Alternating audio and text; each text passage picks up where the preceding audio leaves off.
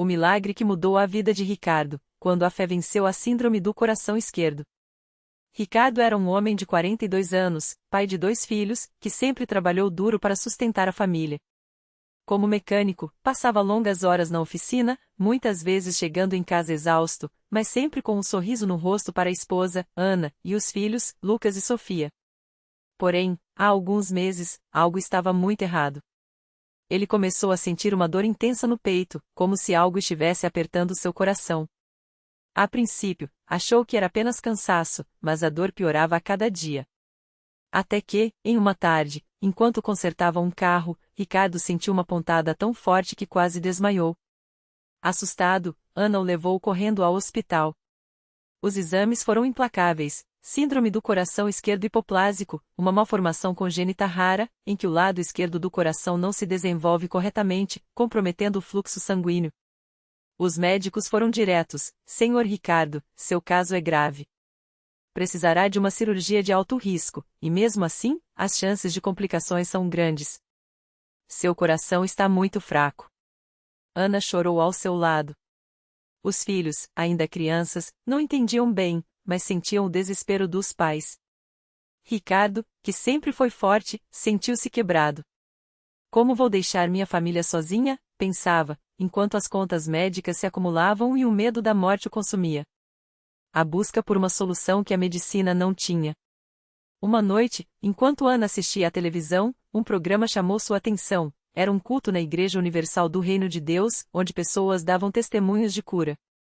Uma mulher falava sobre como havia sido liberta de uma doença terminal após participar de uma corrente de oração. Ana, que nunca havia ido a uma igreja, sentiu algo dentro dela dizer: leve o Ricardo lá. No início, Ricardo relutou. Isso é coisa de fanático, Ana. Médicos já disseram que meu caso é sem solução. Mas a dor no peito piorava, e a esperança médica se esvaía. Finalmente, ele aceitou ir. Era uma quarta-feira à noite, dia de culto de libertação. Ao entrar na igreja, Ricardo sentiu algo diferente. O ambiente estava carregado de fé, as pessoas oravam com intensidade, e o pastor, com voz firme, falava sobre a força da oração e a unção de Deus para operar milagres. Ricardo, cético, cruzou os braços, mas algo em seu coração começou a amolecer quando viu pessoas sendo ungidas com óleo consagrado e caindo no espírito, chorando de alívio. O pastor, percebendo sua expressão, aproximou-se: meu irmão, você está com dor? Ricardo, surpreso, apenas assentiu. Venha aqui na frente. Deus quer te tocar hoje. A fé que nasce no desespero. Ricardo subiu ao altar tremendo. O pastor impôs as mãos sobre sua cabeça e começou a orar com autoridade: em nome de Jesus, eu quebro toda maldição de doença neste corpo. Satanás, solta este homem, porque Deus já o curou. A igreja inteira começou a clamar, e Ricardo sentiu uma onda de calor percorrer seu corpo. Creia, irmão. A cura já é sua, gritava o pastor, enquanto Ricardo, com lágrimas nos olhos, mal conseguia falar. Eu quero crer, mas tenho medo. O pastor, então, olhou nos seus olhos e disse: medo é falta de fé. Deus não é homem para mentir. Se ele disse que pelas suas feridas fomos sarados, então você já está curado. Agora, é só uma questão de persistir na fé. Naquele momento, Ricardo fez algo que nunca havia feito: entregou seu medo a Deus. Ele se ajoelhou no altar, chorou como uma criança e pediu perdão por sua incredulidade. A igreja inteira orou por ele, e o pastor ungiu sua testa com óleo consagrado, declarando: esta unção quebra toda doença. Em nome de Jesus, seu coração está novo. Antes de sair, o pastor lhe deu um desafio: participe da Fogueira Santa de Israel esta semana. Traga sua oferta de fé, mesmo que seja pouco, e veja Deus agir. E não falte a vigília de oração na sexta. A cura vem quando persistimos. Ricardo saiu da igreja diferente. Não estava 100% curado ainda, mas algo dentro dele havia mudado, a esperança havia voltado. O milagre no louvor. Nos dias seguintes, Ricardo e Ana começaram a frequentar a igreja todos os dias. Ele participou da campanha dos 7 dias de jejum, onde orava e lia a Bíblia de madrugada. Ana, que nunca havia dado dízimo, começou a separar 10% de tudo o que recebiam, mesmo com as contas apertadas. Se Deus é fiel, Ele não vai nos deixar na mão, ela dizia. Na fogueira santa, Ricardo colocou sua oferta no altar com lágrimas nos olhos, pedindo a Deus um milagre. O pastor orou por ele novamente, e desta vez, Ricardo sentiu algo estranho, a dor no peito havia diminuído. Mas o momento mais marcante veio na vigília de sexta-feira. Enquanto a igreja cantava glória a Deus nas alturas, paz na terra, boa vontade para com os homens, Ricardo sentiu uma dor aguda no peito, mas desta vez, não era doença. Era como se algo estivesse saindo dele. Ele caiu de joelhos, e o pastor correu até ele. É a cura, irmão. Deus está te libertando agora. Ricardo começou a chorar sem parar. Eu sinto que estou curado, gritou. A igreja inteira explodiu em louvor. O pastor mandou que ele corresse pelo templo, e Ricardo, que antes mal conseguia caminhar sem falta de ar, correu como nunca havia corrido na vida, sem dor, sem cansaço. No domingo seguinte, ele subiu ao altar para dar seu testemunho. Com a voz embargada, contou como Deus havia reconstruído seu coração. Os médicos disseram que eu não tinha chance, mas Jesus me deu uma nova vida. Eu vim aqui quebrado, e hoje saio completamente curado. A igreja aplaudiu, e muitos choraram. Ana, no banco, segurava as mãos dos filhos, agradecendo a Deus pelo milagre. A lição que mudou tudo. Ricardo voltou ao médico para novos exames. O cardiologista, incrédulo, olhou os resultados. Seu coração está normal. Não há mais sinais da síndrome. Isso não tem explicação médica. Ricardo sorriu. Tem sim, doutor. Chama-se milagre de Deus. Hoje, Ricardo é um obreiro na Igreja Universal. Ele ajuda a receber pessoas que chegam doentes, quebradas, sem esperança, e conta sua história para mostrar que Deus ainda opera milagres. Sua família foi abençoada, a oficina prosperou, as dívidas foram pagas, e seus filhos crescem no caminho do Senhor. Sempre que alguém lhe pergunta como tudo aconteceu, ele responde: a fé não é só acreditar que Deus pode. É agir como se ele já tivesse feito. Eu dei meu dízimo quando não tinha, jejuou quando o corpo pedia comida, orei quando a dor apertava. E Deus honrou minha fé. E então, com os olhos brilhando, ele completa: se você está passando por uma batalha, não desista. A Igreja Universal é um lugar onde Deus age. Venha, creia, persista. O seu milagre está mais perto do que você imagina. Porque para Deus, não há impossíveis. Numa tarde de sábado, enquanto o irmão Carlos arrumava as cadeiras do altar após o culto, uma mulher entrou correndo na igreja, com o rosto marcado pelas lágrimas. Era Dona Maria, uma senhora de cerca de 50 anos, que já tinha frequentado a Universal anos atrás, mas havia se afastado depois de uma sequência de decepções. Dessa vez, porém, ela não aguentava mais carregar o peso sozinha.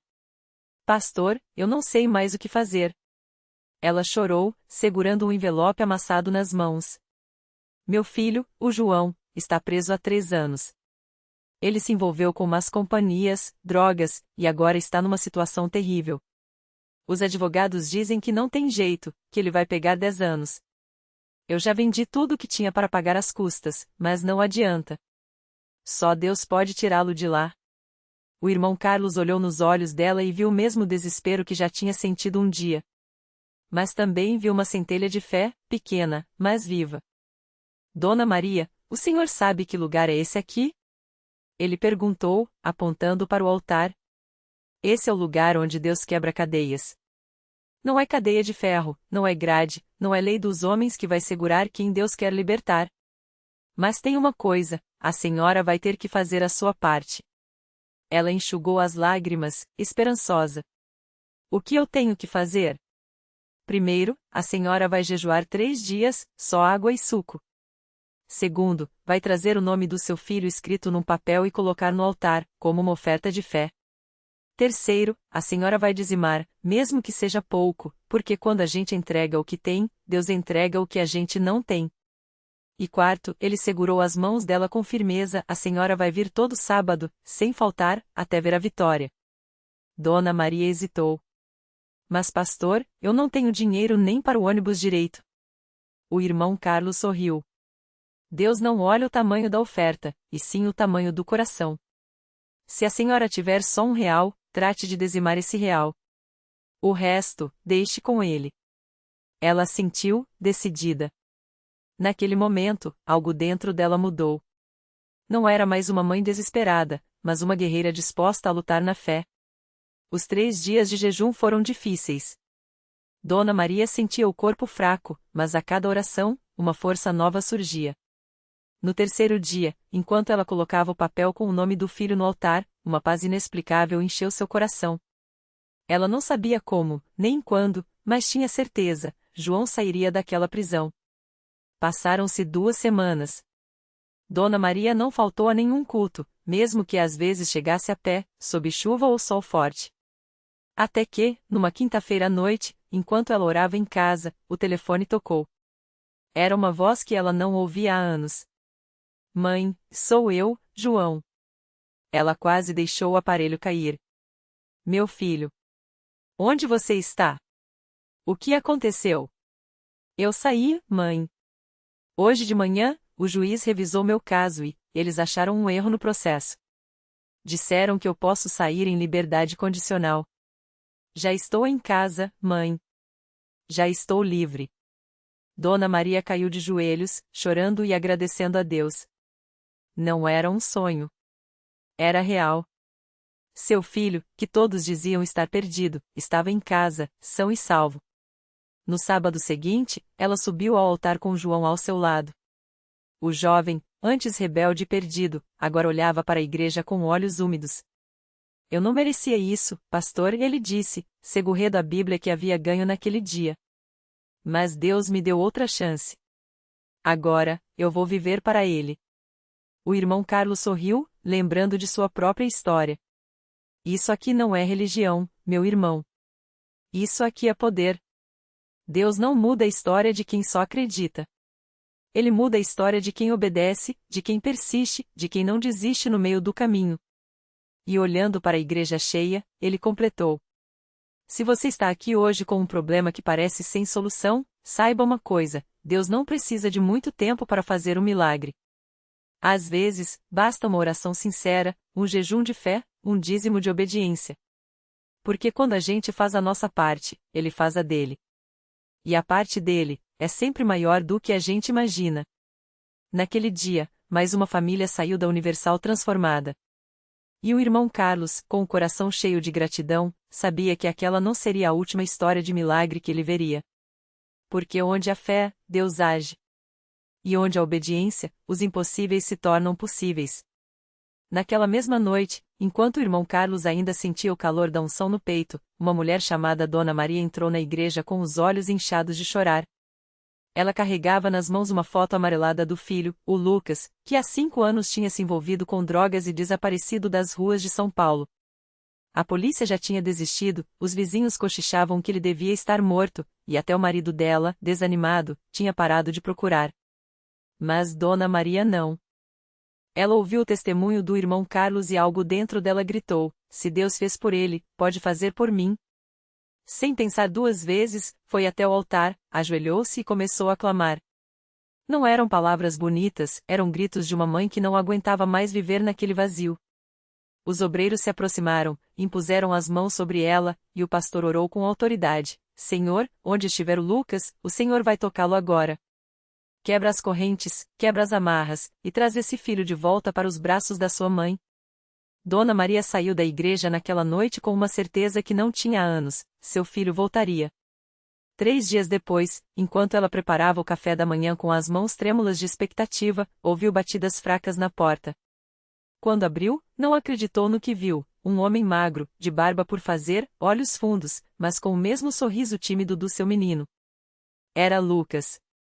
Ele mal conseguia falar, tão fraco estava, mas as primeiras palavras foram: Mãe, eu sonhei com o Senhor.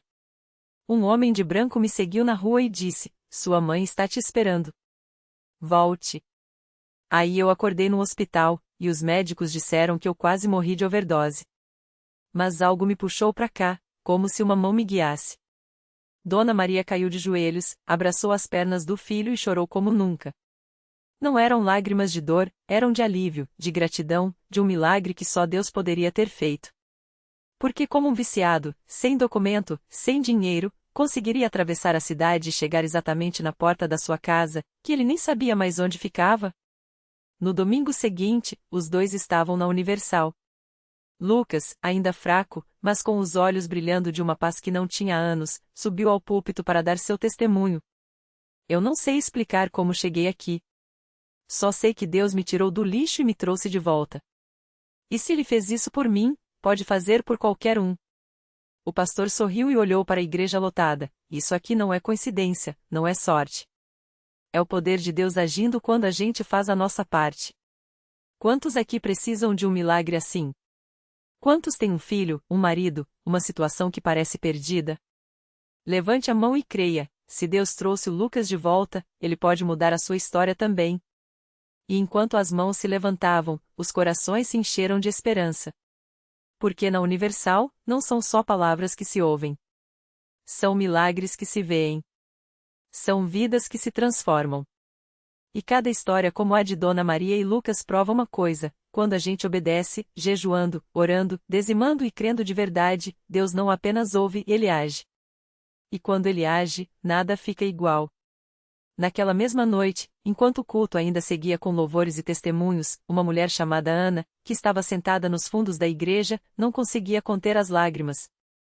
Ela tinha levantado a mão tímida quando o pastor fez o apelo, mas seu coração estava apertado de dor.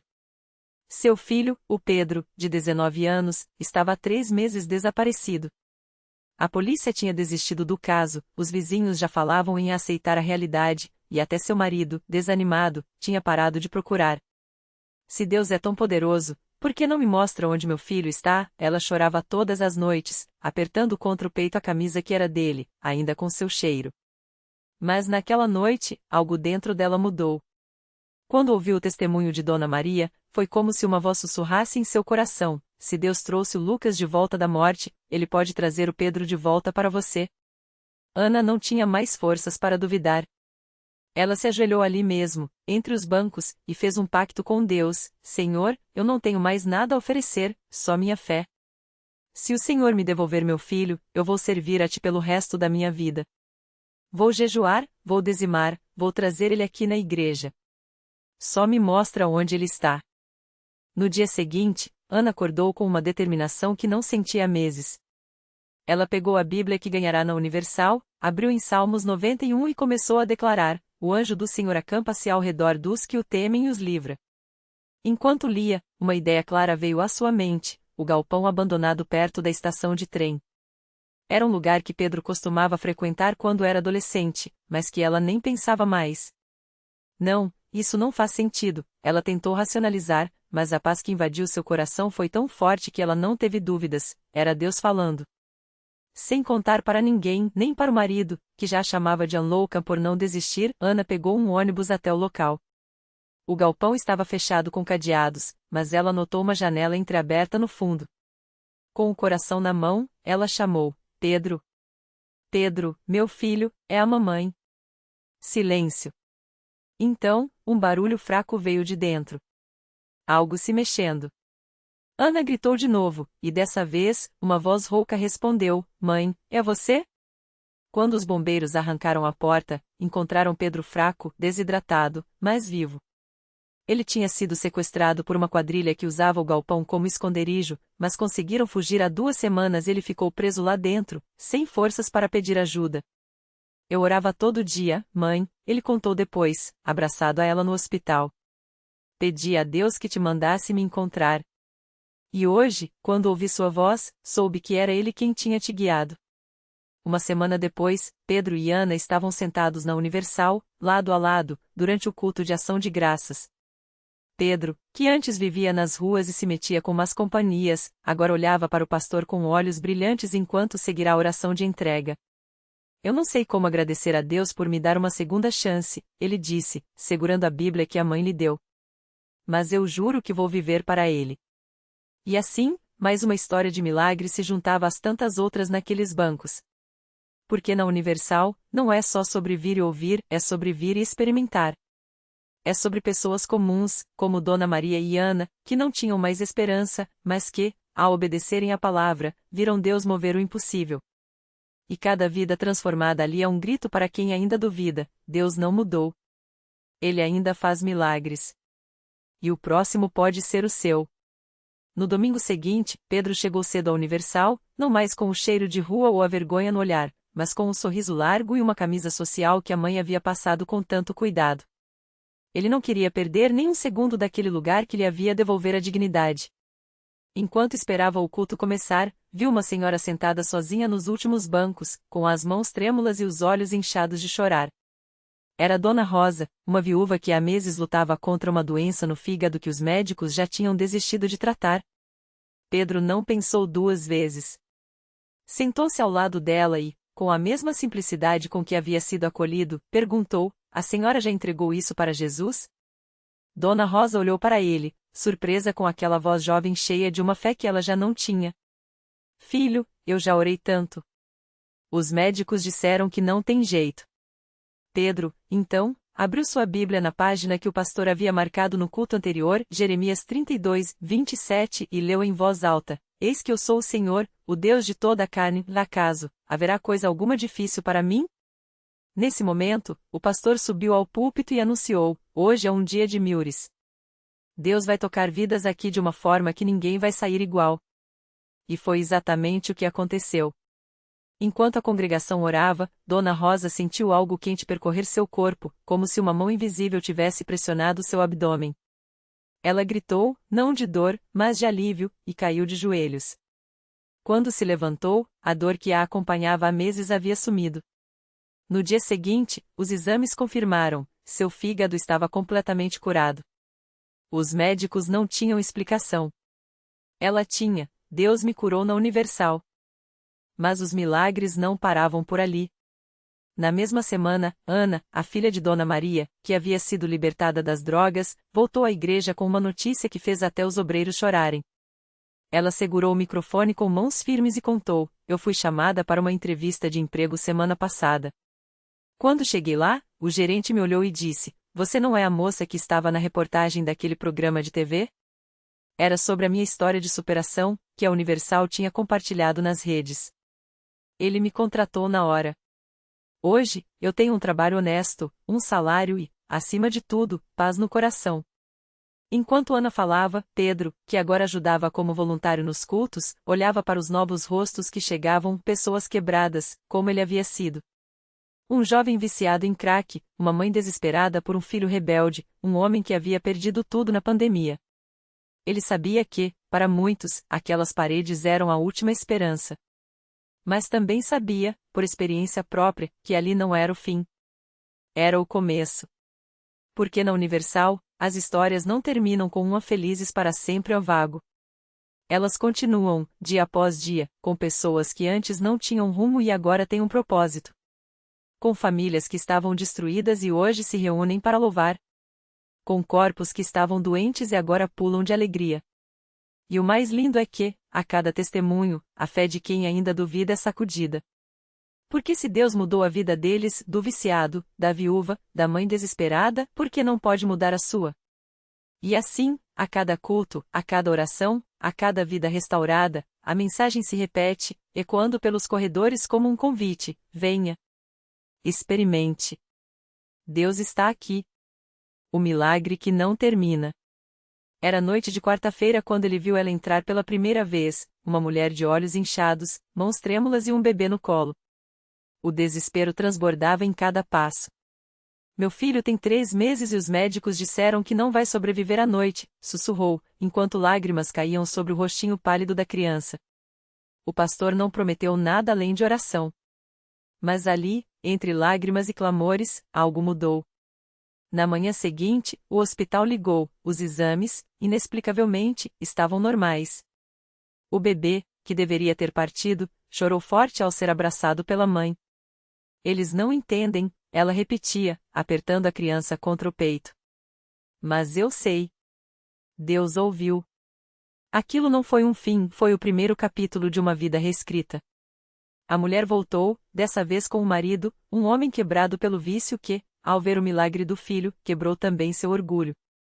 Hoje, eles servem café nos cultos, abraçam os que chegam perdidos e contam, sem vergonha, como a misericórdia os encontrou. Reflexão. O milagre nunca é só para quem o recebe. É uma pedra jogada no lago da dúvida, cujas ondas alcançam corações que nem sabiam que precisavam de esperança. Deus não muda vidas para nos tornar especiais, Ele o faz para provar que ninguém está além do seu alcance.